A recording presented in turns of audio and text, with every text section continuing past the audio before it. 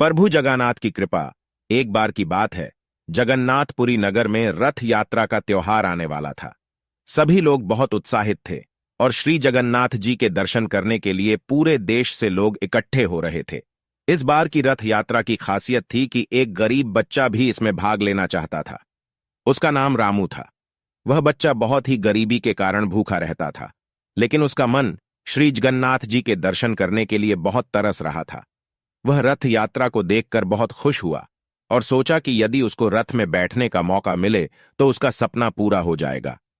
रथ यात्रा के दिन जब रथ निकलने की तैयारी हो रही थी, तभी रामू वहां पहुंचा। उसने लोगों से विनती की कि वह भी रथ में बैठना चाहता है। लोगों ने उसे देखकर हंसी उड़ाते हुए कहा, तू कौन हो जो रथ में बैठने का हक चाहता है? रामू का मन टूट गया और वह दुखी हो गया। तभी एक साधु वहां से गुजर रहा था। उसने रामू को देखा और उसके पास आकर पूछा, बेटा, तू रथ में बैठना चाहता है? रामू ने उसे अपनी मन की बात बता दी। साधु ने मुस्कान के साथ कहा, बेटा, तू चिंता न कर। श्री जगन्नाथ जी सबको स्वीकार करते हैं, चाहे वह गरीब हो या अमीर। जब रथ यात्रा शुरू होगी, तब अपनी इच्छा को मन में रखकर रथ के पीछे चलना। श्री जगन्नाथ जी तुझे जरूर देखेंगे और तेरी कामना पूरी करेंगे। रामू ने साधु के उपाय को मान लिया।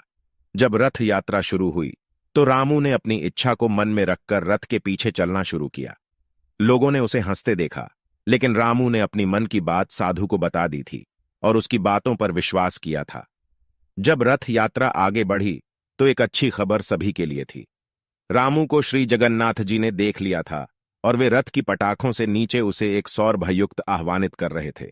रामू बहुत खुश हुआ और वह रथ के अंदर चला गया। यह घटना सभी लोगों ने देखी और वे हैरान रह गए।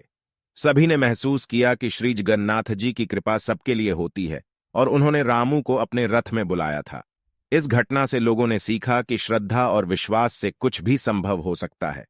रथ यात्रा का यह अनुभव रामू के लिए एक अद्वितीय स्मृति बन गया और उसने अपनी जिंदगी भर श्री जगन्नाथ जी की भक्ति की।